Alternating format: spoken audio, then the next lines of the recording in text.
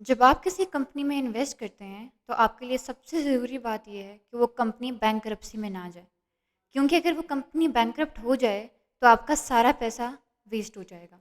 अब ये देखने के लिए कंपनी एक टर्म यूज़ करती है, सॉल्वेंसी। अगर एक कंपनी बिजनेस में है तो इसका मतलब है कि वो सॉल्वेंट है, और अगर वो बैंकरप्ट हो जाए तो इसका मतलब है कि वो इनसॉल्वेंट है। तो इसको एनालाइज करने के लिए एनालिस्ट्स एक फाइनेंशियल रेशो यूज़ करते हैं, जिसको हम डेट टू इक्विटी रेशो कहते हैं। डेट टू इक्विटी रेशो एक फाइनेंशियल रेशो है जो ये बताता है कि एक कंपनी ने अपने शेयर होल्डर्स इक्विटी के 1 रुपए पर कितने रुपए का डेट ले रखा है। इसे कैलकुलेट करने के लिए हम कंपनी की टोटल लाइबिलिटीज़ को टोटल शेयर होल्डर्स इक्विटी से डिवाइड करते हैं। यह आप फॉर्मूला देख सकते हैं। Debt to equity ratio is equal to total liabilities divided by total equity. अब ये जो टोटल लाइबिलिटीज़ हैं, ये आपका short term debt plus long term debt है। लॉन्ग टर्म डेट आपको नॉन करंट लाइबिलिटीज़ से मिल जाता है, और शॉर्ट टर्म डेट आपको करंट लाइबिलिटीज़ से मिल जाता है। फॉर एग्जाम्पल, किसी कंपनी का लॉन्ग टर्म डेट 100 करोड़ है, उसका शॉर्ट टर्म डेट 50 करोड़ है, और शेयर होल्डर्स इक्विटी है 100 करोड़। तो उसका debt to equity ratio calculate करने के लिए हम यही फॉर्मूला यूज़ करेंगे। टोटल लाइबिलिटीज़ जिसमें 100 करोड़ प्लस 50 करोड़ होगा, divided by share holders equity जो कि है 100 करोड़। तो इससे हमारे पास डेट टू इक्विटी रेशियो आएगी 1.5।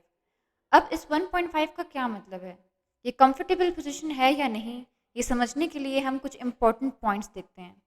सबसे पहले तो debt to equity ratio should always be less than 1। ये एक आइडियल रेशियो होता है।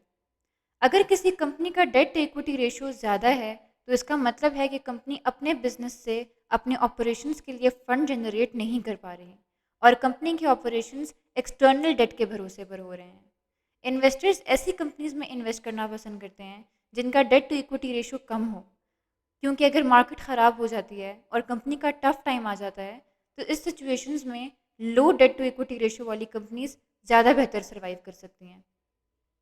आइडियली कंपनीज को डेट फ्री होना चाहिए, जैसे कि जो कंप्लीटली कैश रिच कंपनीज होती हैं। आइए कुछ एग्जांपल्स देखते हैं सरमाया डॉट पी के पर। जैसे मैंने अभी कैश रिच कंपनीज की बात की, ऐसी कंपनीज का डेट टू इक्विटी रेशियो नहीं होता क्योंकि इन्होंने कोई डेट नहीं लिया होता। तो इसकी एक एग्जांपल है हमारे पास ओ जी डी सी एल।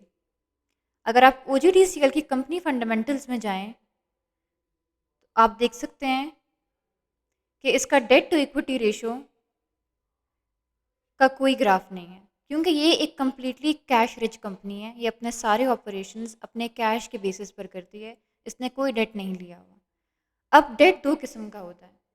एक वो जो आप एक्सपेंशन के लिए लेते हो, इस तरह के डेट का आपकी कंपनी पर पॉजिटिव इम्पैक्ट होता है। For example E P C L. अगर हम एंग्रो पॉलीमर में जाएँ और उनकी कंपनी फंडामेंटल्स में देखें तो आप उनका डेट टू इक्विटी रेशियो देख सकते हैं। ऑल्दो इसका डेट टू इक्विटी रेशियो बहुत ज़्यादा है, आप ये देखें तो इसका डेट टू इक्विटी रेशियो बहुत ज़्यादा है, 57.94 है। लेकिन अगर आप इसका अर्निंग पर शेयर देखें तो इसका अर्निंग पर शेयर बड़ा है। इसका मतलब कि ऑल्दो इस कंपनी ने बहुत ज़्यादा डेट ले रखा है, लेकिन वो इसने इसलिए लिया है ताकि कंपनी एक्सपैंड कर सके। क्योंकि देखें, इस डेट का इस कंपनी पर पॉजिटिव इम्पैक्ट हो रहा है, इसका अर्निंग पर शेयर बढ़ा है।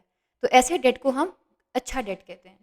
अब इसके अलावा एक और डेट होता है जो कंपनी अगर ले तो इसलिए लेती हैं क्योंकि उसके अपने एक्सपेंसेस पूरे नहीं हो रहे होते हैं।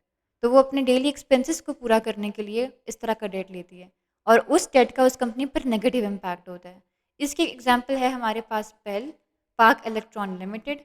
अगर इस कंपनी के हम फंडामेंटल्स के पेज पे जाएं तो आप देख सकते हैं कि इसका डेट टू इक्विटी रेशियो भी बहुत ज़्यादा है। ये देखें, इसका भी है 16.81। लेकिन इस डेट का इस कंपनी पर नेगेटिव इम्पैक्ट हो रहा है क्योंकि इसका अर्निंग पर शेयर उस हिसाब से नहीं इंक्रीज़ कर रहा, सिर्फ 3.28 है। ये कम है अर्निंग पर शेयर कंपैरेटिवली इसके बाकी कंपैटिटर्स से। जबकि लास्ट ईयर इंटरेस्ट रेट भी कम हुआ है, तो इस कंपनी का अर्निंग पर शेयर बढ़ना चाहिए था, लेकिन वो इस तरह से नहीं बढ़ा। खैर, आई होप आपको ये कॉन्सेप्ट समझ आ गया हो। सिर्फ डेट टू इक्विटी रेशियो काफ़ी नहीं है किसी कंपनी को एनालाइज करने के लिए, आपको बाकी रेशियोज़ भी देखने पड़ते हैं। मैंने बाकी वीडियोज़ में कुछ रेशियोज़ कवर किए हैं और इंशाल्लाह बाकी रेशियोज़ में अगली वीडियोज़ में कवर करूँगी। तब तक के लिए अल्लाह हाफ़िज़।